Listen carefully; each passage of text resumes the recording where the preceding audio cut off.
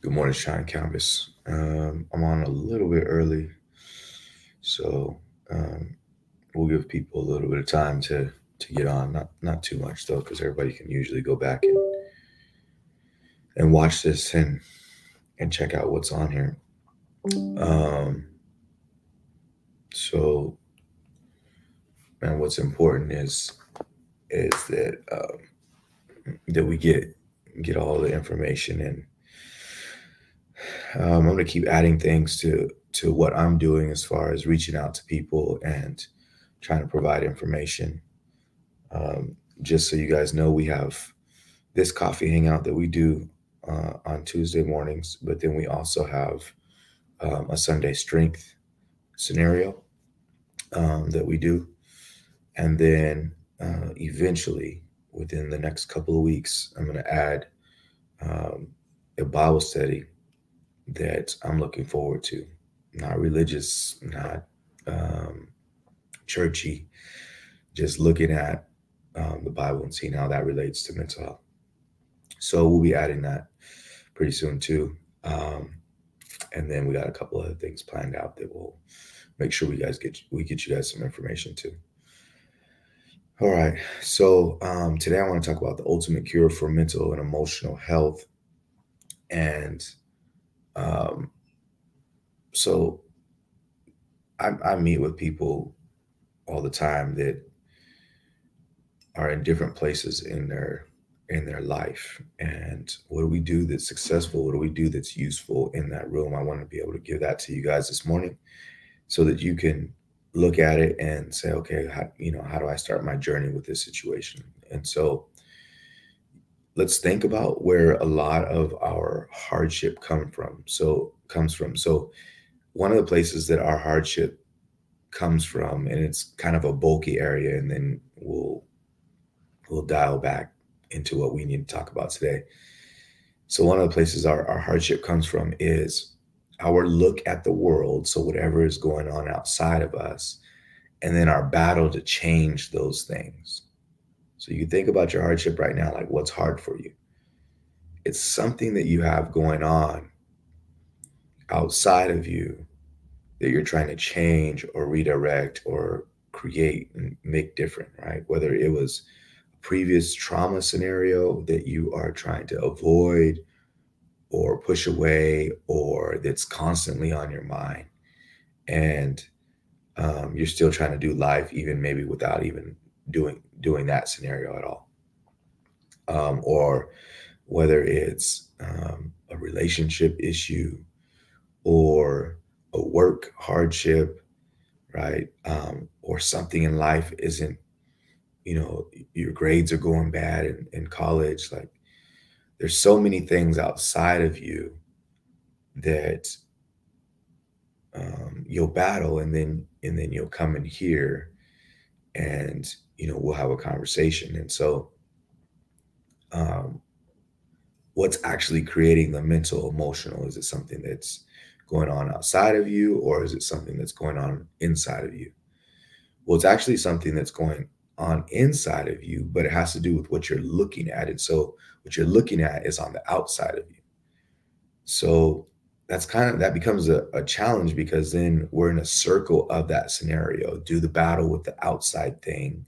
Like if I look at my circumstance, I might become depressed. If I look um, at my partner in my relationship who isn't doing what they're supposed to be doing, I might get anxious, right? So we're looking at those things, and it starts generating something for us. Now, before I move on and dismiss all those outcomes of those situations as not good or unhealthy, I don't want to get that thought process, because I think that part of what happens with these things that go on in our body, depression, anxiety, um, any kind of post-traumatic stress, any scenarios that we face mentally, emotionally, they're useful for us, and they're in our bodies, and we have them for a reason. And part of the reason, I think, is for us to be able to tip back to where we need to be in life. Um, and another part of the reason is to say, like, your body's letting you know that's not the place that you need to be in. So we don't want to completely say like the goal is not to get rid of all these situations. The goal is to not be bogged down by things that don't allow us to grow and to be in a better place. And so if you're in that scenario, here's the process that you'll need to go through. So I'm going to give you the short, and then I'm going to give you what it needs to look like, and the reason that it's useful. So if you're going to find an exchange for, like, let's take away the idea that says you can no longer watch outside of you to understand how you're going to feel, right? You have to go on the inside of you. What's the inside of you look going to be? Well, the inside of you look is going to be for what's absolutely true. So in any scenario, what you'll find is you're using definitions and scenarios to validate your previous experience and or to win this scenario. Okay. And so as an example, let's say that I've been through a hard time in life, or a hard situation in life, and now I'm in a new scenario, and my natural response to the new scenario is to create it to something that's familiar, right? And as I'm trying to create it to create my new scenario to something that's familiar, I just am repeating the cycle of whatever I've already experienced, right?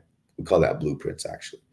So we end up trying to validate our blueprints more than we try to actually look for what's really true.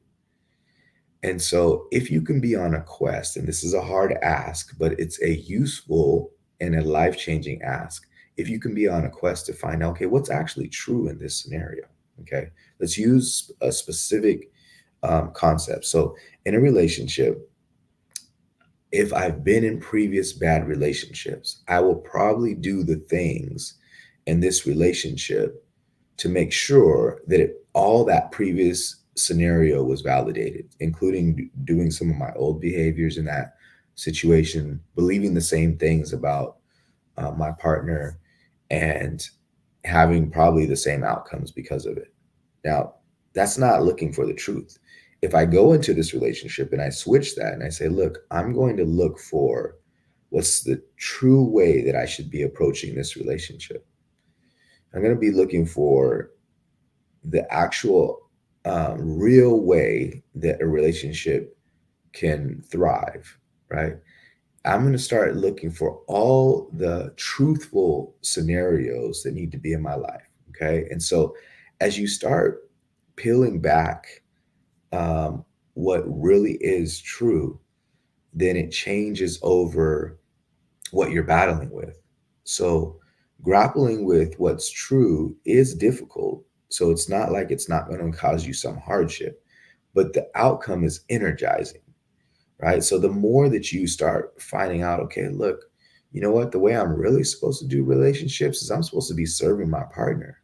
I'm not supposed to wait till my partner serves me, right? The real way that I'm supposed to do my relationship is I'm supposed to create security in my relationship. I'm not supposed to um, play a game and say that my partner needs to go first and then I'll do the thing that I need to do, right? So now I start finding those things and it gives me the to dos in life that I'm missing. Imagine if I stuck with the old way of being where I'm saying, man, I'm not gonna hug my partner unless she hugs me. I'm not going to I'm not going to say I love you or say hello until they say hello to me, right? Imagine if you're doing that. Where does that come from? That's not you seeking the truth. That's you playing the same games and dealing with the same hardships that you've dealt with before in your life. And so it causes you to stay in that kind of emotional interaction. So we can take this to every area, but the whole goal is for you to have this mind of, I need to be looking for what's absolutely true in this scenario. So it's not even about what's true in the life outside of you. It's true about what's going on the inside of you. So, the thing that pops in my mind is a question that somebody would ask in this scenario, which is, well, what about what about work? How does that work? Do I need to know like those people are really who they really are and what's really true about them? That might be useful to you, but to know what's really true about somebody else, you would need a lot of information, and it's probably not worth your energy unless you're close to that person and you can actually figure out what's really true. Um, what's more useful in that scenario is for you to know what's true for you or about you in this scenario. And so I actually messed up right there because it's not what's true for you, because what's true for you doesn't, that's based on everything that you've been through. It's based on all your definitions. What's true about you is things like you're capable of dealing with this scenario. This situation is going to get you to a different place if you're willing to push through it, right? Those truths are the ones that we're really focused on trying to find. And so as you're pursuing not what's your truth, not what's true about what you can see, what's actually true overall in life in each scenario. As you pursue that situation, um, it everything changes, right? Everything changes because now you're looking to do different kinds of things versus battle whatever you've been through or wherever you're going, right? So I think this is a hard concept to get a little bit, especially because I think the first thing that happens is we block out, like we're not going to allow ourselves to get this because it means too much change overall for us.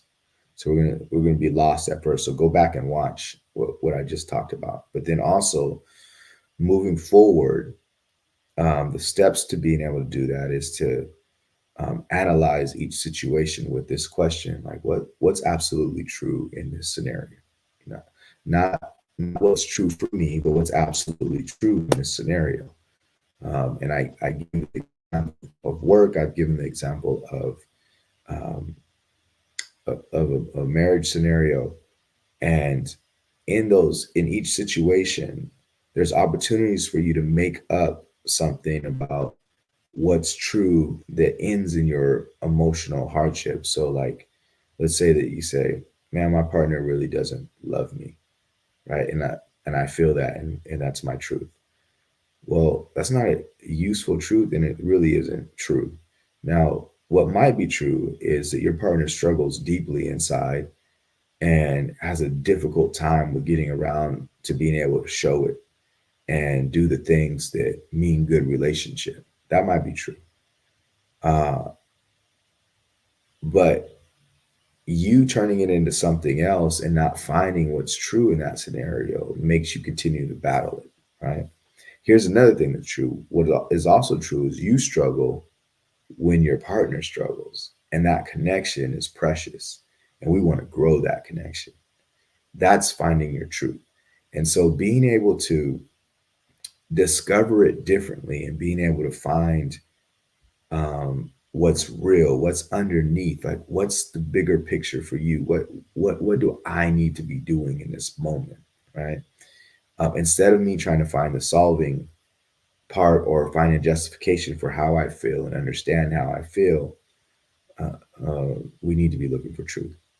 In basketball, there's this saying that we talk about where you say, feel is not real. And it has to do with um, a shooting motion. And so in your shooting motion, it's not necessarily a comfortable at first, a comfortable scenario because it feels awkward and different because it's not a normal throw, right?